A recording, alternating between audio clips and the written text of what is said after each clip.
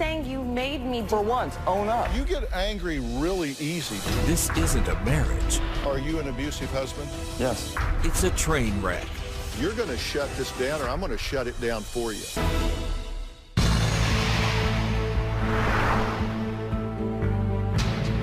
I want you to listen to this horrifying and emotional description of an attack that nearly ended the life of my guest today. He slammed me onto the ground and was choking me until I somehow managed to say I couldn't breathe, and he let me go. So who was this woman so scared of? To fully understand, we need to go back 2 years to her wedding day. Every little girl's dream. A day Jamie could not wait for. But within 6 days, she said her fairy tale turned into a nightmare. She says the weekly abuse began, leaving her entire body covered in bruises, multiple ER trips, and regularly saying to herself, "This is it. I'm going to die." But even after these vicious attacks and nearly 100 calls to the police, she still desperately wanted her marriage to work. So much so, she says she got pregnant in hopes that a baby would force her husband, Jay, to change his violent ways. But she says the horror and abuse continued. Married less than 2 years, Jamie finally said enough is enough, and she divorced Jay. But it is far from over. Jay has pushed me, shoved me, thrown me to the ground, choked me, scratched me, thrown me into furniture. I was covered from head to toe with bruises one time. I've never felt so hated in my entire life. There was an incident where he grabbed me and he put me over the balcony from our 2-story house. He said, "I could kill you right now." Grabbed me by my face and pushed me back, and I flipped over the chase and busted all my teeth and my gums, and blood came out of my mouth. I fear that if I were to ever officially leave, I don't know what he would do to retaliate. I fear for my life. Well, Jay says he is tired of being made out to be a monster, while Jamie plays the innocent victim. I get pissed off, and I'll explode, like, get the out of my face. I was sitting on a couch. She grabbed me by my face and, well, just listen to me, screaming, grabbed her by her throat, and I pinned her on the couch. I believe that when I'm getting pissed off, she knows. She's so busy running her mouth that it causes chaos. When I start getting very frustrated, I'll tell her to shut her fat mouth, shut your big ass mouth. It feels like Jamie's made me out to be a monster. She portrays herself as a victim, but I really believe that Jamie needs to have ownership of what's going on here. She's doing the same erratic behaviors I'm doing. So who's the victim? Are you an abusive husband? Yes. Why? Just gets to the point where I just lose control. So you are abusing your wife? Yes. You said, quote, "If she weren't so busy running her mouth and shut up to listen to me, things would be better." That's a quote. That's how I feel, yes. She is the world's worst blank communicator. She interrogates me and asks me the same question 50 different ways to piss me off. She plays head games with me and pushes my buttons until I am forced to react. I do feel that way, yes. But for these things, you wouldn't do that. I'm not justifying my actions with what I say, but that's what's pushed me to that point. I don't think me assaulting my wife or verbally abusing her is correct, but it's pushing me to a point where I'm resorting to that. What do you think's going on here? I've tried so many different ways to stop this. I've tried being passive. I've tried letting it go. I've tried walking away. I've tried meeting fire with fire. I've tried so many different avenues, and it has the exact same outcome. What about all the times I've walked away, where you've come chasing after me, Jamie? I'm talking about me. You haven't tried everything. There have been several times where I've tried to walk out, and who would come chasing after me? He says, quote, "She refuses to let me leave and forces me to sit there until I blow." This man cannot be forced to do anything he doesn't want to do. I've begged him. So he's lying yes, when he says that. So explain the other day when you told me to get the out, but yet you kept my keys, you kept my wallet from doing so. I'm not preventing you from leaving.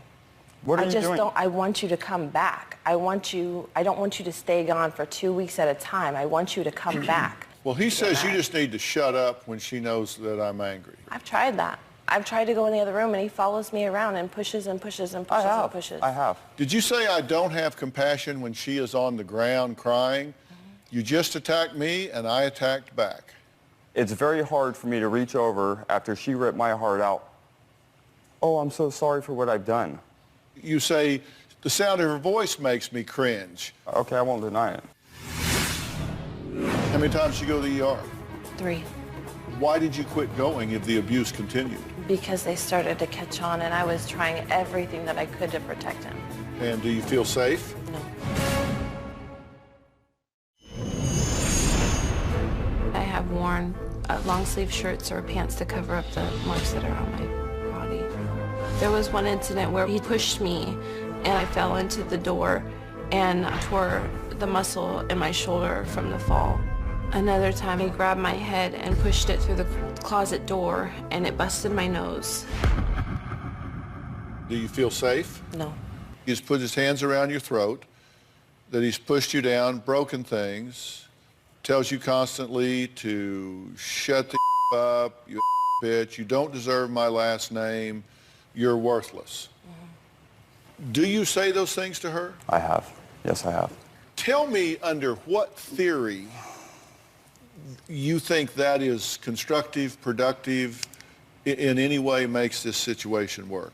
Honestly, there's no theory behind it. I lose control. I have an anger issue. Are you mentally ill? No.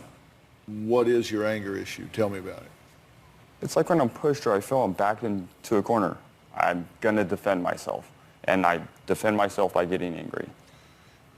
And you get angry a lot. I do yeah, I do. I mean, didn't y'all get evicted because you had like 20 complaints at an apartment? So you just got to move? Yeah. How long were you married before the wheels came off and you got hurt? About 6 days after we were 6 married. days? Yeah. After you got married? You didn't last very long. No. No. How many times did you go to the ER? 3. Why did you quit going if the abuse continued? Because they started to catch on and I was trying everything that I could to protect him. He was on parole at the time.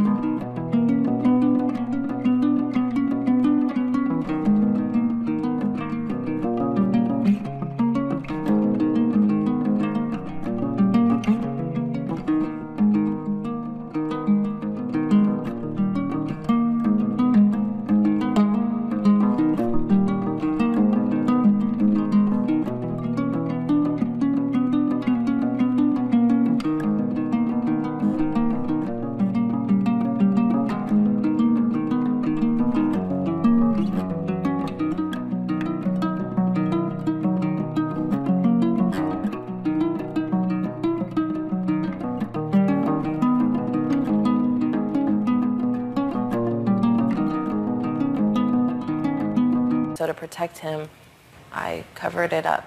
You've thrown her to the ground, choked her, shoved her into doors, slammed her face in anything close, grab her by the hair, drag her, sit on top of her, busted lip, broken nose, thrown through the door, choked nearly unconscious, told me I have to die, held over a second-floor balcony, destroys anything that means anything to her, destroys the furniture, broke the wedding photos, and you got pregnant, right? And how did he react to that? His first response was, have fun with your pregnancy, and he walked away from me. Have fun with your pregnancy. That wasn't the initial response. She'd come up to my sister's house where I'd gone to get away from her. Granted, she'd come up there to tell me about a pregnancy. We started to talk. She told me about the pregnancy. Some other things came up. I said, you know what? Screw it then. We started to argue. I said, screw it then. Have fun with your pregnancy. Go get an abortion for all I give a. That's what I said. Did you key the car?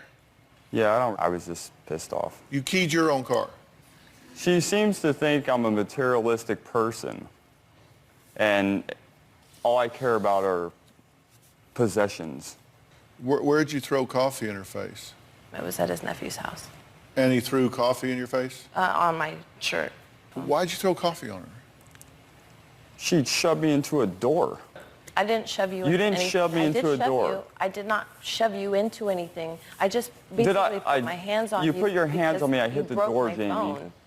This is the problem we have, I just spent $1,000 on a phone that you smashed. And that gives you a right to put your hands on me. No, it does not. You seem to think so. Okay, your language is very disrespectful, and I would appreciate it if you could clean your mouth up I will. a little.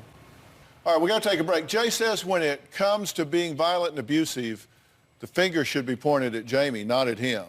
He says she is spinning this whole situation to make herself look like an innocent victim. Well, we'll look at that side of things when we come back.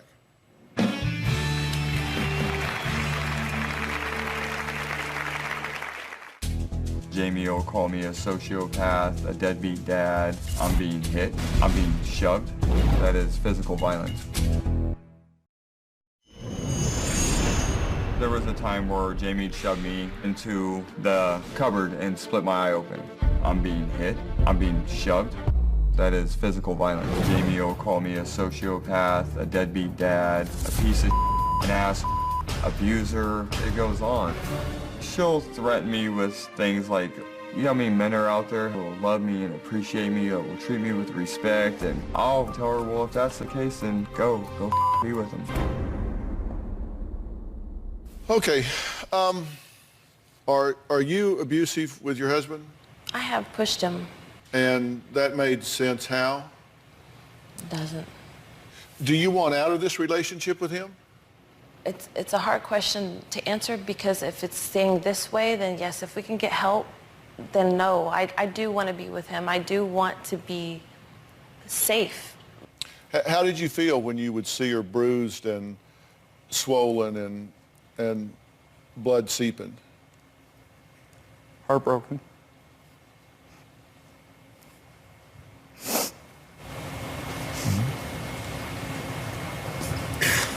Do you think it hurts her when you call her disgusting names? Yes. When we're verbally assaulting one another like that, it's hard to break it. Why have you stayed in this situation? Well, before I got pregnant, I was ready to go. I filed for divorce, and then I found out I was pregnant. And I took my vows very seriously, and I put up with it for that long because I was trying to be committed to making it work and stand by his side. My question is, real quick, you said you filed for the divorce, but the past year, you told me I made you. I'm not done. No, I made you divorce you. I know, I filed twice, you know that. I filed twice. Okay, you're full of crap. Really? Because I can show you the paperwork. It's not about the paperwork. In April, I filed for you blame me for everything, just like that. I made you file for divorce. You did. You told me that you were going to move to Texas to be with another woman. Did I hold a gun to your head? You told me you're leaving the next morning and that I had 24 hours to do whatever I needed to do before you run off with another woman. You're right. I'm not saying you made me, but You've been saying that for a year and a half. Okay, fine. Charming. Angry. You get angry really easy, don't It's you? not really easy. It's like, if you're going to be up here, be honest. I've been blamed that I've made her file for divorce, that I forced her to go down there. And to hear that I went down and filed it, I never said that. It's upsetting. Well, you know what's upsetting to me is that you're making a distinction without a difference. You're saying, she says, I made her go file for divorce. Let me tell you, when you put her in the ER time and time again, when you smash her face into the wall, when you smash her face into the cabinets, when you throw coffee all over, when you call her every name in the book, that's making her file for divorce, whether you like it or whether you don't. I don't care whether you said sign this paper and go down there. When you choose the behavior, you choose the consequences. And when you choose that behavior, you are choosing divorce, because if this woman stays with you with that conduct, she is wrong. She is seriously wrong. No woman with any self-respect, any dignity, any self-worth whatsoever would live with somebody that treats her the way you treat her. You're right. True or false? Sure. We're going to take a break here. Jamie says not only is Jay a horrible husband, but he's a bad dad. He says, no, I am not a bad dad.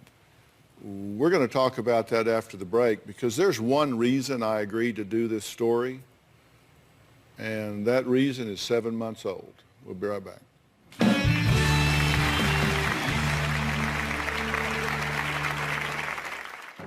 When I got pregnant, Jay said, have fun with your pregnancy, and walked away from me. I told her that it wasn't my problem, get an abortion.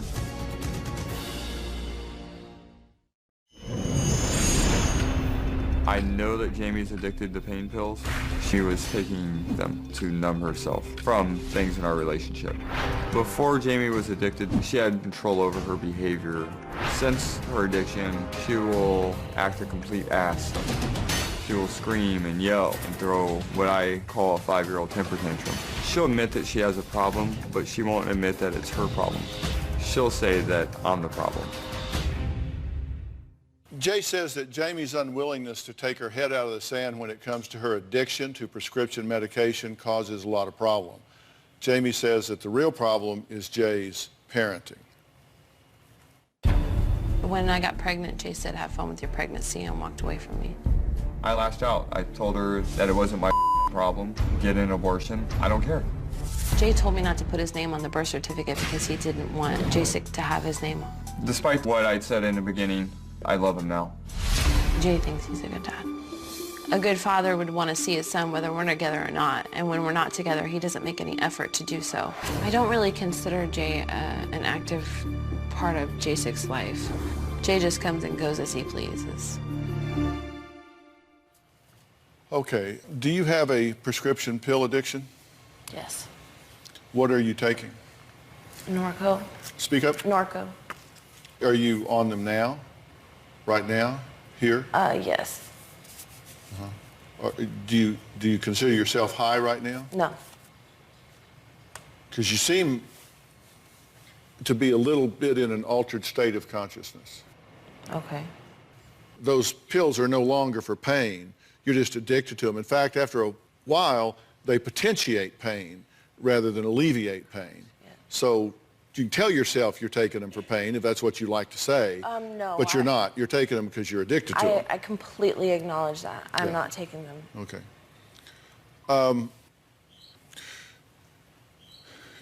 You've spent how long in prison? A little over 3 years. You're going back if you don't stop what you're doing. Correct.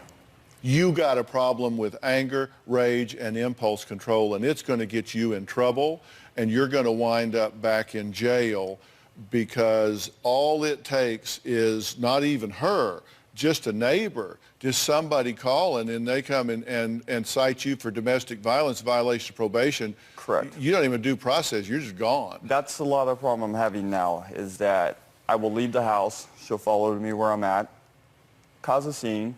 My fear is the cops being called out. They're not going to ask questions. They're just going to slam handcuffs on me. I hear your victim story, but you remember the day that I told you that if you don't get out of this pressure cooker, you're going back to prison. And somebody's going to step up and say, you know what? You're a drug addict.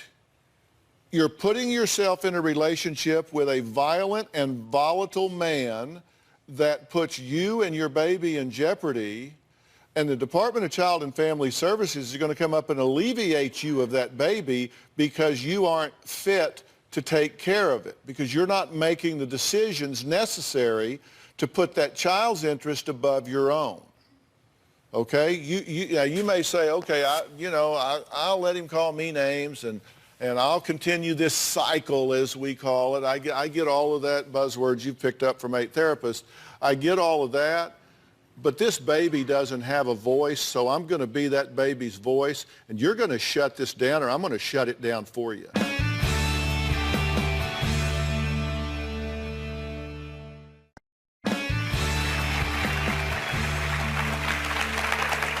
Come on.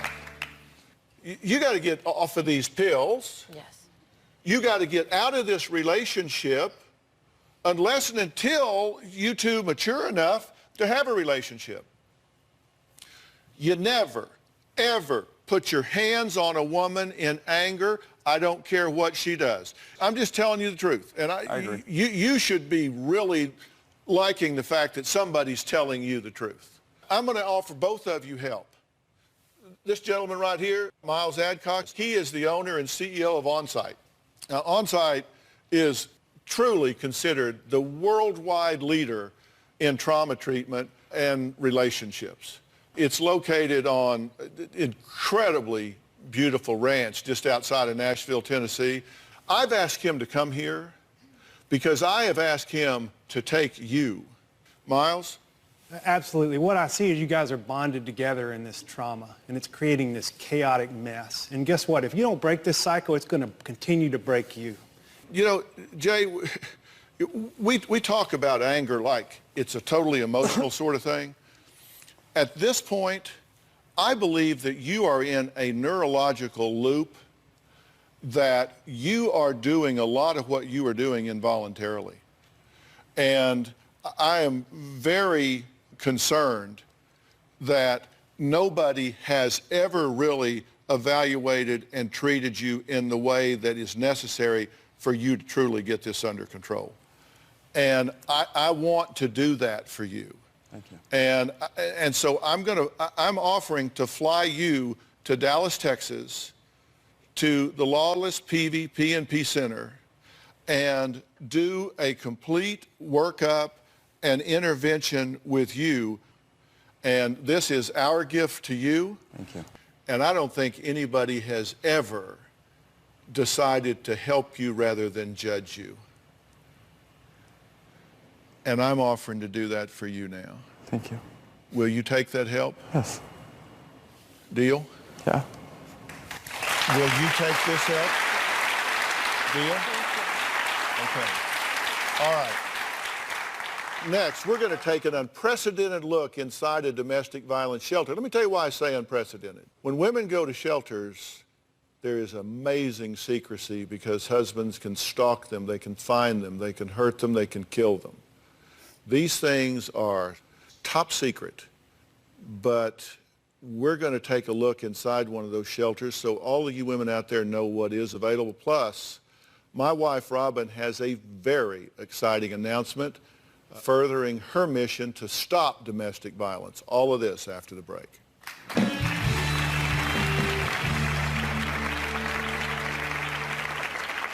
This is the first time that we've ever brought anybody in from outside. I'm seeing cameras, and I'm seeing that it's still very secure. The night before I left, I put the children into bed, and when I looked up, he was standing holding the knife, and I just thought, that's it.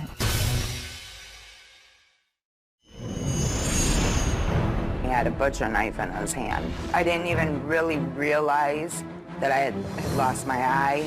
I'm doused with a big pot of oil. I'm just seeing skin and blood just everywhere. And they gave me 48 hours to live. I spent 136 days in ICU. I had 26 surgeries and 3 reconstruction surgeries. Every bone in my face had been broken. My eyes were gouged. My face was ripped from the bone. He bit my ear off. Well, stories like those are exactly why my wife Robin started her foundation When Georgia Smiled last year. She proudly named the foundation after her mother, and its mission is to help empower and stand up for anyone who is being abused or neglected. Now, Robin recently had the privilege of visiting Laura's house. They allowed our cameras to take a never-before-seen look inside of their women's shelter. Hi, Margaret. Hi, Robin. Welcome to Laura's house. Oh, thank you so much for having me here. I know you don't do this often, or if ever. No, this is the first time that we've ever brought anybody in from outside. My hope is that because of you and allowing us to be here today, that we're going to reach a lot of women out there and let them know they're not alone. I hope so, they're not alone. I'm seeing cameras, and I'm seeing that it's very secure. Absolutely. So they have to feel a sense of safety. That's our number one goal, is safety and confidentiality. Every window and every door is secure. And when they come here, a lot of them will tell us that it's the first decent night's sleep that they've had, because they feel safe. Everything's locked. It's locked. This is important because when our clients come in, if they have a cell phone or an iPad or something, of course that can all be tracked. So we ask them to put them in their locker and not use them while they're in the house. Turn them off. Right, to turn them off. And not use them. Right, because the truth is, if someone tracks their family to Laura's house, we have to ask them to leave within 2 to 3 hours for the safety of everybody else in the house. Does that happen often? Not often, but it does happen. So this is the dining room and the kitchen area. We wanted the shelter to be a place where our clients felt that this was their home. I'm sure these women come in here and it's just pure joy for them to get to cook in such happy surroundings, because they usually at home are being told what to cook and they never get to hear a thank you. I think that's the case. And I can just see a bunch of women sitting there and children with big smiles on their faces saying thank you. That's right. People have said to me in the past, Margaret, why did you make the property so comfortable, so luxurious? And the reason we did that was because we feel that if they come in and we believe that they're worth this, they start to believe that they're worth it. Oh, I love that. I just have a feeling that there is just a sense of camaraderie and just a family. Girl power. Girl power. Yeah, they come in and they think they're the only person. Of course, I'm the only one this happened to, and they come in here and they realize that this is like a family. This is our children's therapy room. And we wanted this to look as much like a regular children's play therapy that you'd find anywhere, so that the kids feel like they're just normal kids when they come in here. What we see is that the children here at Laura's house will, even if they can't articulate what's happened to them, you see it through what they draw. And I see over here where they've been writing on the chalkboard. Right. What a safe place where you're not scared. I'm looking around and seeing these toys. I'm happy that you've done this room for them. I'm trying not to cry, but I think about a lot of those babies that leave so quickly in the middle of the night and they don't even get to grab one toy. I see stuffed animals over there, and I have 2 grandchildren, and I know how much they love their stuffed animals. Each child that comes into Laura's house gets one of these. And this is yours. This is their safety blanket from the minute they walk in. It was what I was thinking when I looked around. I thought they had to leave their favorite toy or their favorite stuffed animal at home, maybe. Right. Just get in the car and let's go. It's true. Because when it's time to save your life, it's time. That's right. They may not even have shoes on. Can I just ask you right now, how many children you have here at Laura's house? Today at Laura's house we have 12 children and 9 moms, and we're bringing a new family into Laura's house today. This family that you're bringing in today, how soon will the children meet with a therapist? Or will they? They will. Actually, each woman and each child have a therapist. Okay, so this is our family therapy room. This can be the first place that the children have actually been in control of what goes on. And they will reenact in here using these figures and the house. And we've had even 2-year-olds reenact what actually happened to them. Oh, Robin, we designed it such that a mom and the kids could all be in the same room together. I love it. Most of them have never lived anywhere quite maybe as nice as this. I do have to say that there are no socioeconomic, boundaries to domestic violence, as you know. So that's exactly right. In fact, I'm going to sit down with some ladies, and one of them said, "I never thought me, a well-educated woman, would ever go through this." That's right. It can happen to So anyone. it can happen to anyone. It really can. I just want to say again, thank you from the bottom of my heart for allowing us to come in and walk through this beautiful home and show that there is a place like Laura's House everywhere out there for women who are suffering. I really thank you so much.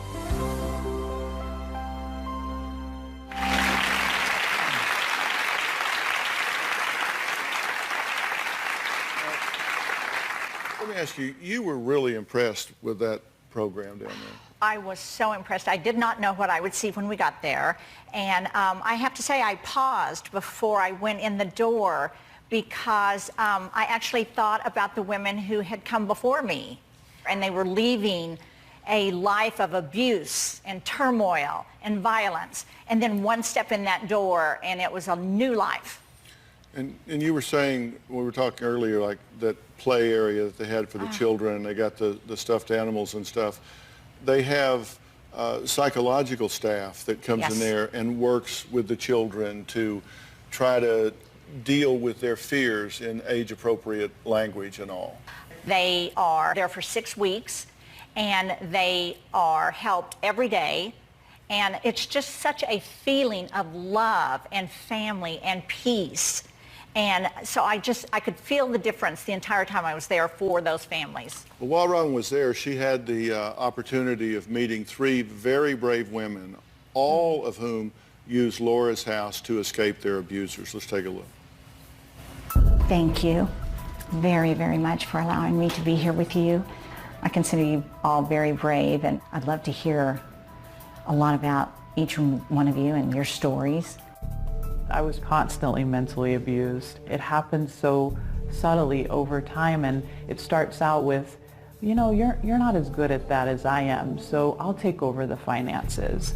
And I don't want you messing with my computer because you'll mess things up. So I'll set up all your passwords for all of your email accounts, and I'll take care of all that. The #1 tool of an abuser is isolation. I had no access to money and no credit card, nothing for emergencies. And so whenever I would ask for money, I had to exchange it for degrading, intimidating, sexual favors. Did you think he was on the verge of hitting you? No, I felt like he was on the verge of killing me. So he had no compassion for you when it came to the children, needing something for the children? I went into a dumpster one day just to get food for our family. In his mind, I was a dumpster diver. What gave you the courage to finally leave? The night before I left, I had gone in and put the children into bed, and I came back downstairs. When I looked up, he was standing holding the knife, and I just thought, that's it. And I left with my 2 garbage bags full of stuff and have never gone back. Laura's House changed everything for me. Can you share with me what you went through before you came to Laura's House? I'm disabled, and that was a major advantage for my husband. After the kids started leaving home, that's when the violence got really, really bad. One day my husband pointed a gun at my head, and he always told me if I left, he would kill me. Can I ask you something? Did you consider leaving right then? I did, but he was very charming when he wanted to be. I really felt like I had no choice, and I felt like at one point that as long as I stayed, he would never kill me, but towards the end it became quite apparent that he was going to. How did you feel when you finally took that first step to get out of that situation? I was so scared. I walked away from everything, my adult children, my grandchildren, the house I bought, the job. I left everything behind, and that was kind of hard. And you still conceal your identity because do you think he's still looking for you? He does a lot of psychological warfare from a distance. My best friend that got me out, he slid all 4 of her tires twice. He made a death threat. How long did you put up with your abuse? On and off 9 years. 9 years. I met my boyfriend when I was 16 years old. He's kicked me onto the floor. He's choked me, spit in my face. When my daughter was 3 months old, I came home and there were 3 lines across her face. He would constantly tell me that I am nothing and I'm never going to be anything. How long was it until he then put his hands on you? Well, our senior year of high school was probably the first time he put his hands on me. He slapped me. What'd you think when he did that? I just started crying. When he hit you like that and just walked away, with places like Laura's house, they're your support system. They will be there for you. That is so true. It's about you and your safety and the safety of your children. Thank you all very much for being here today. We really appreciate it. Joining us now is the CEO and Executive Director of Laura's House, Margaret Bastings. Thank you so much for being here. And thank you for allowing us to bring our cameras in and have Robin at Laura's house. It was great. It was my pleasure. You were wonderful. And, you know, just so people know, because we haven't talked about it for a while, I'd like for you to talk about why you're so focused on domestic violence. Robin's foundation is When Georgia Smiled, and she launched it this year, and you know, the name was significant. Talk about that. Yes, I did name When Georgia Smiled after my mother. And a lot of people have asked me, did she suffer from domestic violence? No, she did not. But my mother was a very strong woman, and we suffered from my father's alcoholism growing up, and I found a lot of strength growing up from her smile. And I have to say, when we would tape the shows for the last 12 years and he would do shows on domestic violence, the strength that I would see from those women and hearing the voices of those women gave me such inspiration that when I started When Georgia Smiled, I wanted to focus on domestic violence. And it's just women like you who have helped us further that cause. It was so wonderful to hear that you started out as a volunteer at Laura's house. And now she's the executive director. 15 years. 15 years. 15 years. Also joining us is Adam Dodge. He's a legal advocate for Laura's House who's trying to begin a desperately needed advocacy program for the shelter's clients. So Adam, thank you for being here. It's my pleasure. So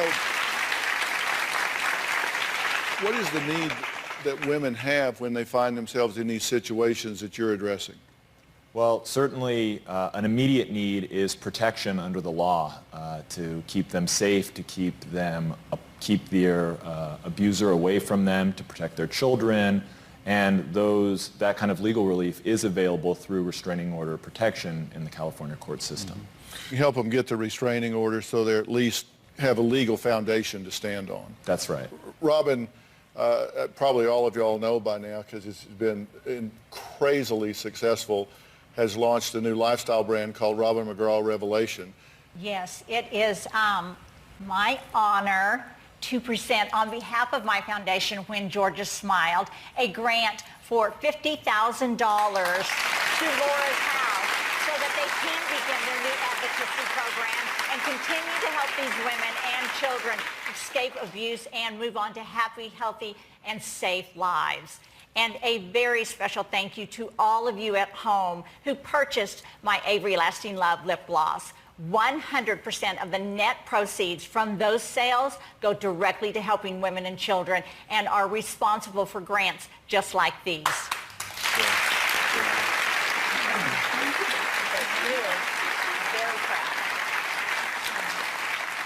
I trust this will make a difference. I think so. We know it takes tremendous courage to leave a domestic violence situation. You're going to help a lot more people do that. Well, that's what it's all about. That's what we want. So thank you so much. All right, next, domestic violence doesn't just happen in the home. Now college students across the country are joining Robin to end the silence on domestic violence on their campuses. We'll talk about that when we come back.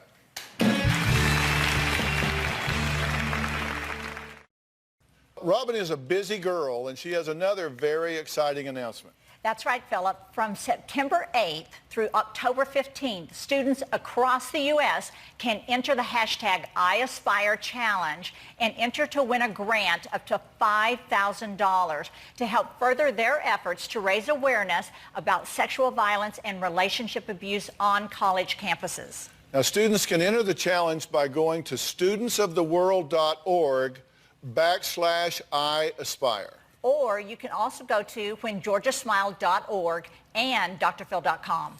And we want you to create a video telling us your story, including what you would do with the grant if won, and the biggest challenge your campus is facing regarding sexual violence and relationship abuse.